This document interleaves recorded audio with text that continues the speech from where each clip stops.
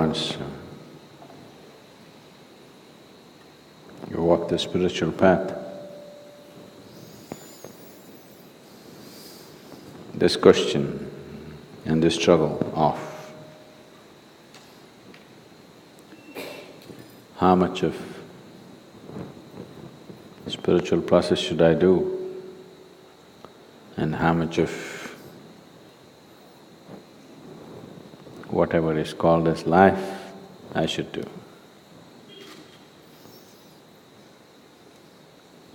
And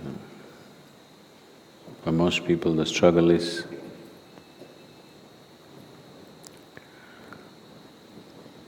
when they're involved in their day-to-day materialistic functions of life, they will long for the spiritual process. If you give them a spiritual process, they will long to go back to their materialistic way of life. So how much of what or how should I do these two things? You should do your materialistic life. When we say materialistic, that which concerns and satisfies one's physical body and one's mind is materialistic life. It's not right to divide this, but anyway, invariably people divide it. So that which satisfies your body and your mind, how much of it you should do or how you should do means you must do it like you are going to live forever.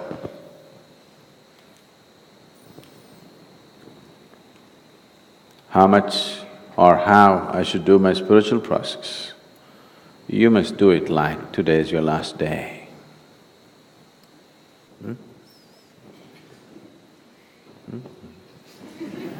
Which way is it?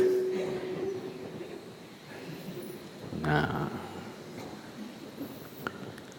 On a certain day, a hunter caught a little bird, a tiny little bird. And he was about to take its life. Then the little bird said,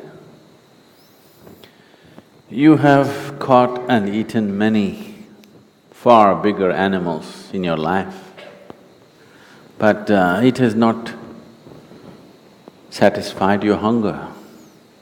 Me, a little bird, this much I am. What can I do for you? So why kill me? If you allow me to live, I'll give you 3 invaluable teachings with which your life will be phenomenally rich.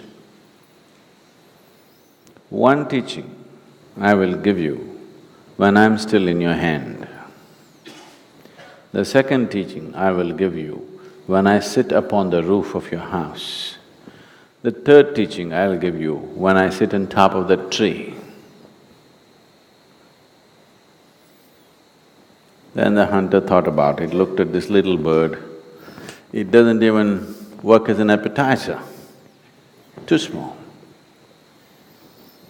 So he said, "Okay, give me the teaching." The first teaching that the bird gave is, does not matter who, whatever pronouncements they make, don't ever believe it.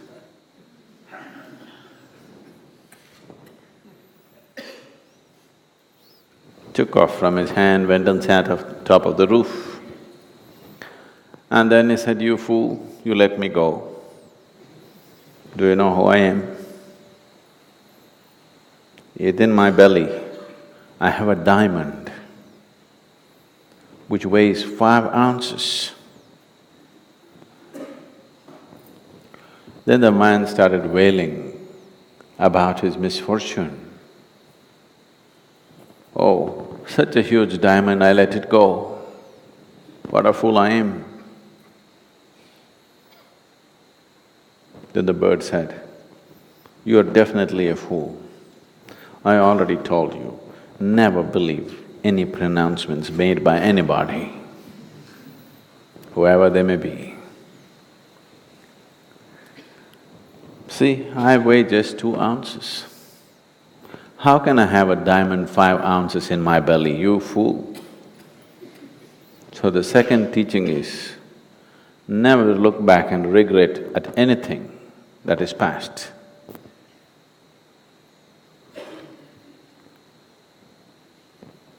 And then flew and went and sat on top of the bird.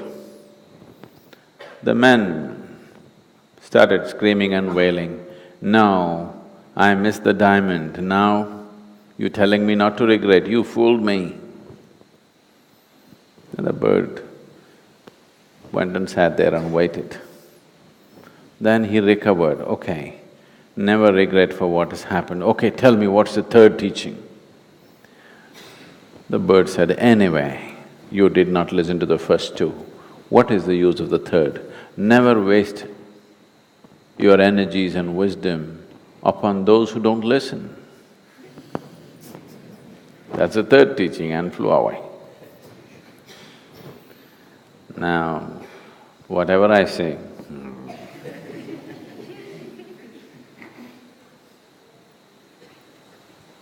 it's not going to work.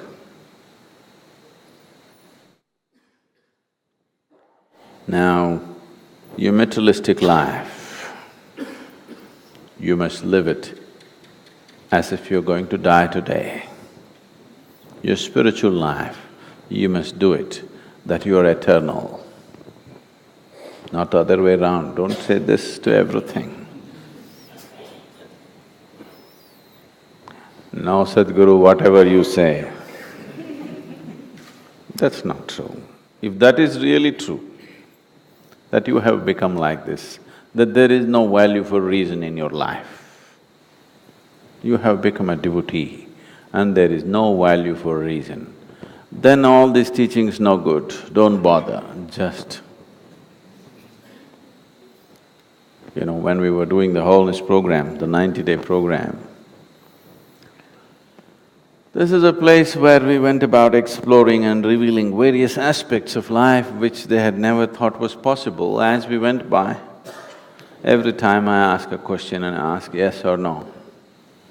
After some time, some of them at least, their logic was completely defeated. They said, there's no point, Sadhguru, we saying yes, no, no good.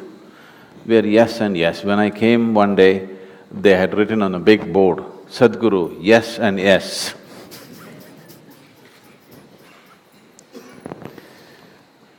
So if you have realized there's no value for your logic, then, yeah, everything doesn't matter. You don't even have to do this.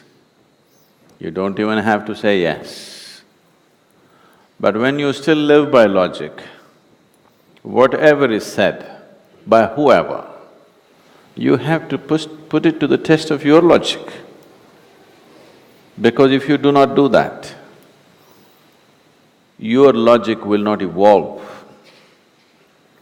Logic is a horrible thing if it is in a rudimentary condition. If you refine your logic, it can be the way to your liberation. It can be a stepping stone to your liberation if you refine it. If it's in a rudimentary condition, it is a horrible thing. It blocks you from everything, it makes you suspicious about everything. It will not let you experience anything. So, you've not given up your logic, have you? You're not listening, that's why. If you live your materialistic life like you're going to live forever, what will you do?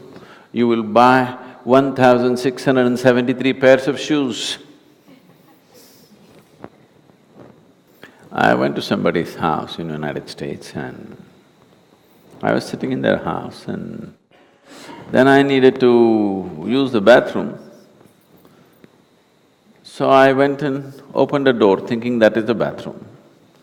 I opened, it was a large room, about, let's say, one segment of this hall like this. And it was full of shoes. Hundreds of pairs of shoes. I looked, are they in some kind of shoe business? Then I came out and the lady of the house was trying to guide me to the bathroom. Then I asked, what are all those shoes? She said, oh, no. Not 2 dozens, hundreds of shoes. I'm buying shoes for 12 lifetimes I've bought and kept, just in case when I come back. If the shoe price is high in my next life, I've already bought them and kept. So you don't live your materialistic life like you're going to live forever. You live your materialistic life like today is the last day. You live your spiritual life like you're eternal. So without listening, without applying your logic, don't say yes, unless you become just yes and yes.